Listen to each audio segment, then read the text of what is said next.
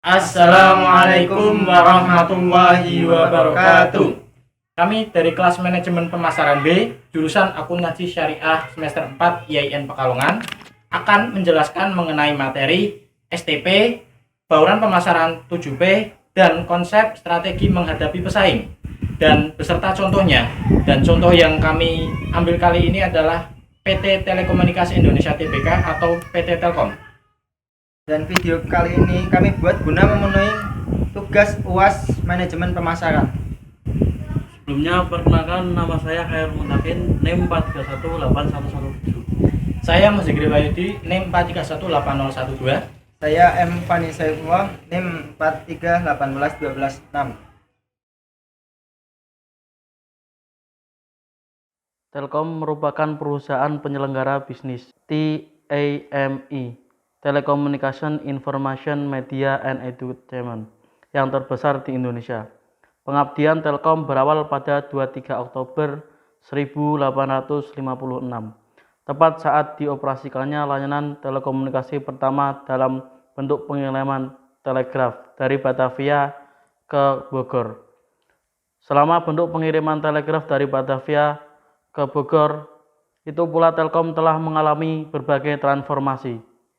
Transformasi terakhir sekaligus yang disebut dengan New Telkom Indonesia adalah transformasi dalam bisnis, transformasi infrastruktur, transformasi sistem dan model operasi, dan transformasi sumber daya manusia. Visi dari PT Telkom adalah to become a leading infocom player in the region. Telkom berupaya untuk menempatkan diri sebagai perusahaan infocom terkemuka di kawasan Asia Tenggara, Asia, dan akan berlanjut ke kawasan Asia Pasifik. Lalu untuk misi dari PT Telkom adalah one-stop infocom services with excellent quality and competitive price, and to be the role model as the best managed Indonesian corporation, dengan jaminan bahwa pelanggan akan mendapatkan layanan terbaik berupa kemudahan, produk, dan jaringan berkualitas dengan harga yang kompetitif.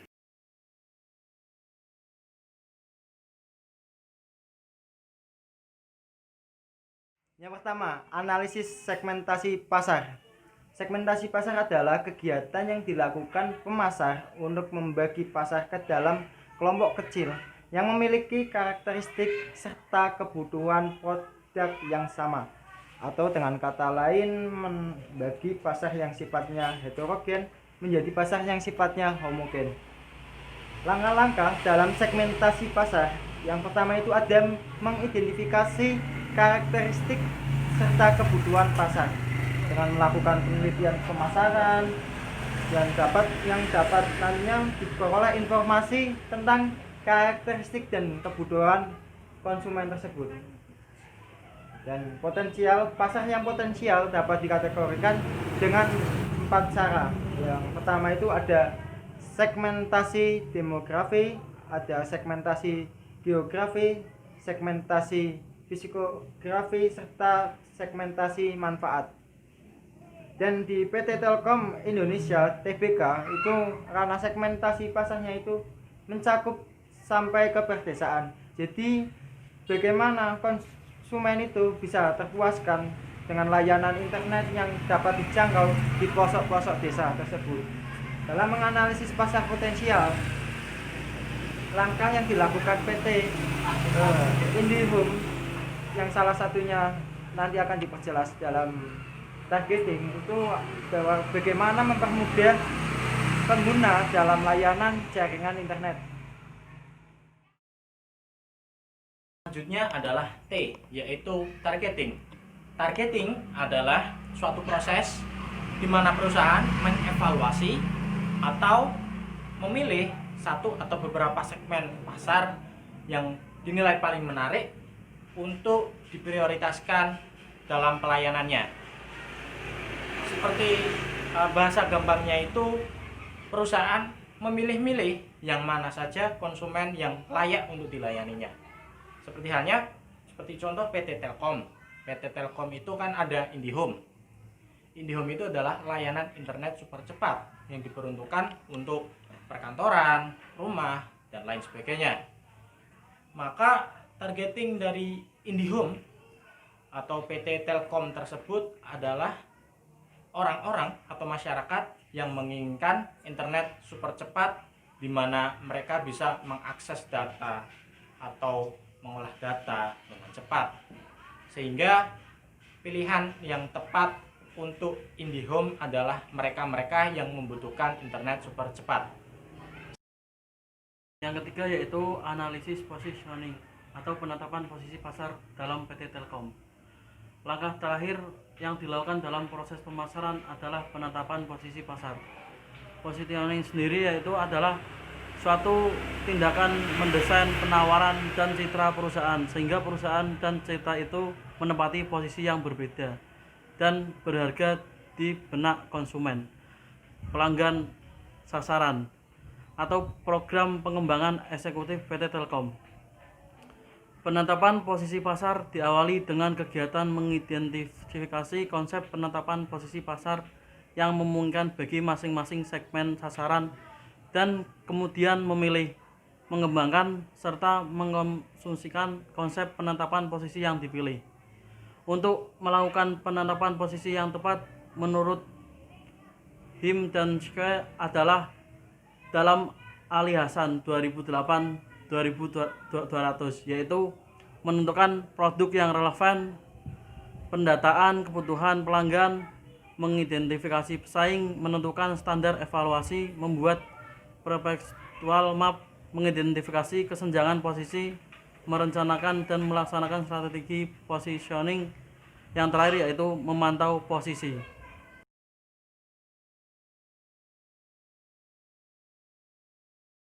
Selanjutnya kita masuk ke dalam bauran pemasaran atau 7P. P yang pertama adalah produk, atau dalam bahasa Indonesia disebut juga dengan produk. Adalah hasil dari produsen yang memiliki keunggulan sehingga dapat memikat oleh konsumen yang telah ditetapkan oleh produsen tersebut. Seperti contoh di PT Telkom memiliki produk yaitu Telkom Speedy dan IndiHome. Kita ambil yang Telkom Speedy aja. Telkom Speedy itu memiliki keunggulan yaitu jaringan ADSL. Jaringan ADSL adalah untuk mempercepat jaringan internet dan memiliki rata-rata kecepatan hingga 3 MB. Selanjutnya P yang kedua adalah price atau harga. Harga di sini menentukan apakah produk yang dihasilkan oleh produsen dapat diterima oleh konsumen, karena ada produk yang bagus dan harga yang murah itu diincar oleh konsumen. Ada juga harga yang murah tapi produknya nggak bagus atau tidak bagus, jadi konsumen itu enggan membelinya. Tapi ada satu lagi seimbang, yaitu harganya setengah-setengah, nggak mahal nggak murah, tapi produk yang ditawarkan adalah produk yang bagus sehingga konsumen juga tanpa pikir panjang memakai produk tersebut. Seperti halnya di PT Telkom Indonesia dengan produk Telkom Speedy atau IndiHome, mereka menawarkan produk yang bagus, yang berkualitas dengan jaringan fiber optik dan internet super cepat, namun harga yang ditawarkan pun bersaing, tidak murah dan juga tidak mahal, sehingga para konsumen tanpa pikir panjang untuk memakai produk tersebut. P yang ketiga adalah place atau tempat, di mana tempat mendistribusikan produk tersebut atau service center lah istilahnya, after sales. Kalau kita beli sesuatu terus ada gangguan atau apapun itu, maka konsumen itu dapat datang ke kita. Seperti halnya dengan PT Telkom Indonesia. PT Telkom Indonesia mengingat yang tadi STP itu sudah menjangkau hampir ke seluruh wilayah Indonesia, baik itu perkotaan maupun pedesaan, yang itu dapat memudahkan para konsumen atau pengguna dari produk PT Telkom tersebut dapat memberikan pelayanan atau dapat memperoleh pelayanan yang baik oleh PT Telkom tersebut. Dan P yang keempat, promotion. Dunia pemasaran tidak asing dengan kata promosi. Setiap perusahaan pasti ada namanya promosi.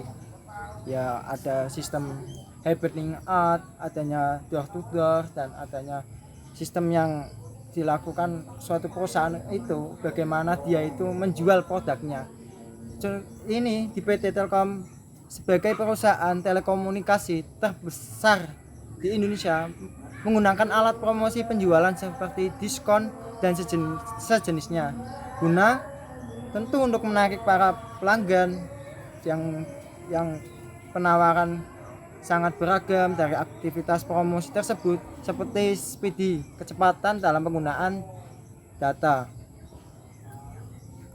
Akuisisi dan retensi merupakan program yang menawarkan paket menarik kepada pelanggan atau lawan bisnis untuk tertarik menggunakan speedy. Dan retensi adalah program promosi produk speedy kepada pelanggan setia speedy dengan cara memberikan program menarik. Contohnya ada gratis pemakaian di bulan pertama. Itu kan pasti di beberapa daerah, khususnya di Pekalongan sendiri, itu ada namanya direct marketing atau pemasaran secara langsung, personal selling, yang biasanya di penawaran lewat door to door. PT Telkom Indonesia terbuka itu adanya forum rapat, adanya forum yang biasa digunakan oleh dewan direksi people, bagaimana SDM dalam menggunakan suatu produk itu dalam kehidupan sehari-harinya. Di PT Telkom Indonesia yang fokusnya itu telekomunikasi, tentu kita tidak asing dengan kata internet yang biasa digunakan kita setiap hari tanpa kita melepas dari kata handphone itu tersebut. PT Telkom Indonesia juga memiliki beberapa buah perusahaan seperti PT Telekomunikasi Seluler, PT Telekomunikasi Jasa Telekomunikasi Seluler, dan masih beberapa banyak lagi. Seperti PT Telkom Bogor contohnya sejak tahun 2009 dipimpin oleh Sigit Saloko Aturjuntak, bagian pengelola Speedy pada PT Telkom. Kantor daerah Bogor tersebut mempunyai 2 unit. Unit yang pertama adalah data value, itu data penambahan nilai kepada pelanggan. Itu salah satu contoh yang ada di Kota Bogor, dan salah satu contoh yang ada di Pekalongan juga sama seperti hal tersebut. P yang keenam adalah proses. Proses di sini adalah serangkaian aktivitas yang terjadi pada saat penghantaran jasa. Sebagai sesuatu yang intangible workflow di atas kertas, itulah wujud sebuah jasa. Metode pengoperasian atau serangkaian tindakan tertentu yang umumnya berupa langkah-langkah yang diperlukan dalam suatu urutan yang telah ditetapkan. Alur proses pemasangan Speedy di sini yaitu untuk pendaftaran pemasangan Speedy ada beberapa cara antara lain. Yang pertama adalah seperti telepon, yang kedua SMS, yang ketiga email, dan yang keempat adalah kunjungi plaza Telkom terdekat. Langkah dari pemasangan Speedy sendiri yaitu yang pertama adalah mendaftarkan dengan cara penawaran bikel, penjelasan dari sales, mengisi formulir yang disediakan dengan disertakan fotokopi KTP yang sesuai dengan nama pelanggan jaringan telepon. Jika pelanggan yang bersangkutan memakai jaringan telepon yang tidak sesuai dengan pemilik jaringan telepon, maka calon pelanggan Speedy diwajibkan menandatangani surat pernyataan penggunaan jaringan bukan pemilik yang telah disediakan.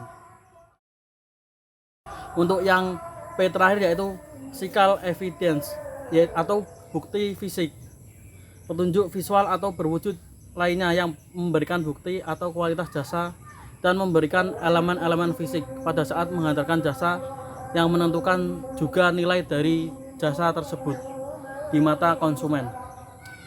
Dari penampilan fasilitas fisik sendiri yaitu perlengkapan karyawan dan bahan komunikasi. Peralatan yang diberikan PT Telkom Indonesia pada pelanggan Speedy adalah peralatan modern, yaitu seperti modem ADSL dengan router, fasilitas yang secara visual menarik, serta karyawan unit dengan router.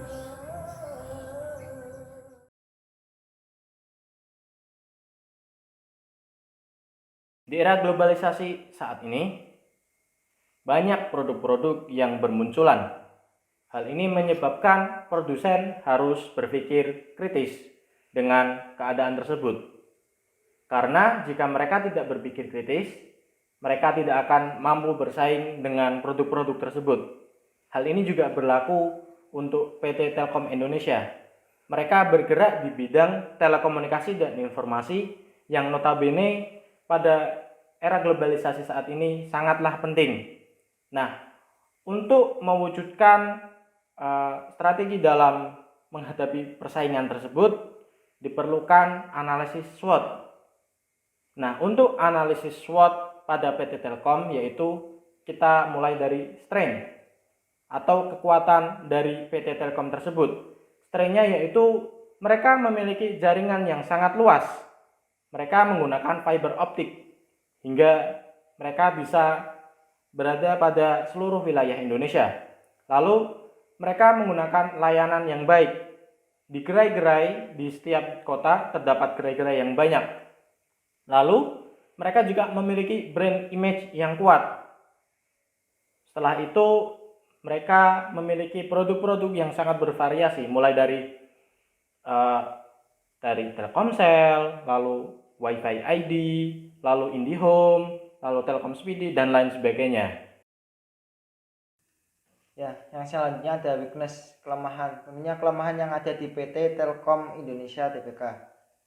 Itu ada budget yang sangat besar untuk mengembangkan teknologi-teknologi untuk pembaruan produk-produk pada PT Telkom Indonesia, yang ada juga harga yang ditawar cukup tinggi terkait pembelian produk di PT Telkom Indonesia tersebut, dan jumlah beban yang terus meningkat setiap tahunnya, yang tentu itu berkaitan dengan tarif yang ditetapkan oleh pemerintah, dan ada kualitas produk yang tidak merata di PT Telkom Indonesia. Dan selanjutnya ada opportunity atau peluang. Sebenarnya pada PT Telkom Indonesia itu yang awal itu ada pertumbuhan pengguna Telkom seluler yang setiap tahun itu bertambah, dan ada kebutuhan akan informasi masyarakat yang semakin tinggi, dan ada meningkatnya daya beli masyarakat karena kebutuhan akan era 4.0 dan kecenderungan masyarakat terhadap gaya hidup digital di era modern. Selanjutnya adalah threat atau ancaman. Ancaman menurunnya tingkat pertumbuhan ekonomi, meningkatnya kekuatan persaingan, harga barang komplementer yang naik, resiko bencana alam, terus menurunnya penjualan alat komunikasi, cybercrime, teknologi baru yang dapat berdampak negatif pada daya saing. Kesimpulan dari analisis SWOT PT Telkom Indonesia, perusahaan sangat penting untuk menjaga dan memelihara hubungan yang baik antara perusahaan dengan masyarakat, karena fungsi public relation adalah menciptakan opini publik yang positif bagi perusahaan agar citra perusahaan yang baik tetap terjaga.